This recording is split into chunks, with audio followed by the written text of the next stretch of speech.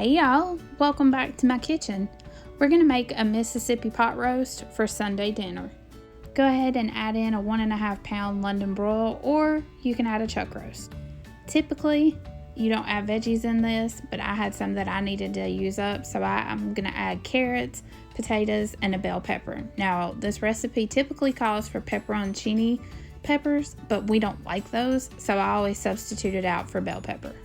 You're going to want to cut your bell pepper into quarters and then take out the center and de-seed and de-vein the peppers before you put them in your crock pot.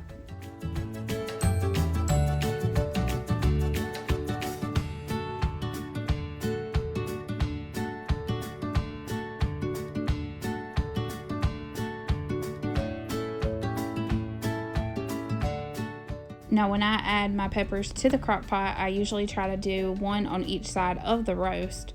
Next, you want to add in an entire stick of butter. Now this is where I veer off the recipe a little bit. I had veggies that I needed to use up, so I added in about 7 chopped carrots. They're just in little chunks, nothing too small or too big, but I did that all the way through. You see, about that size. Go ahead and finish chopping up your carrots.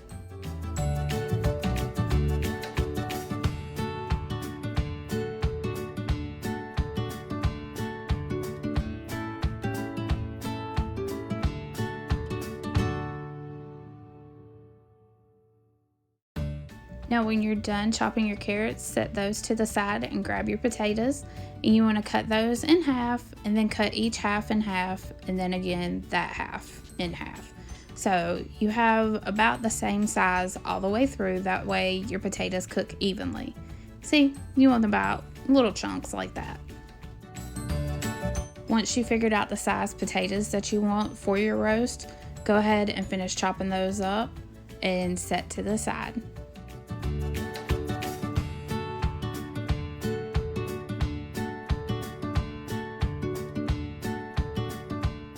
Now that you've finished chopping up all your potatoes and carrots, go ahead and add those into your crock pot. Try to distribute them evenly throughout, that way one doesn't cook more than the other. I couldn't show y'all adding the potatoes one-handed because it made a mess. Now that your meat and vegetables are all in your crock pot, sprinkle over dry ranch seasoning and a package of au jus gravy. And typically the recipe doesn't call for beef broth, but I like to add that in whenever I add vegetables to this. Close your lid and cook on low for 10 hours.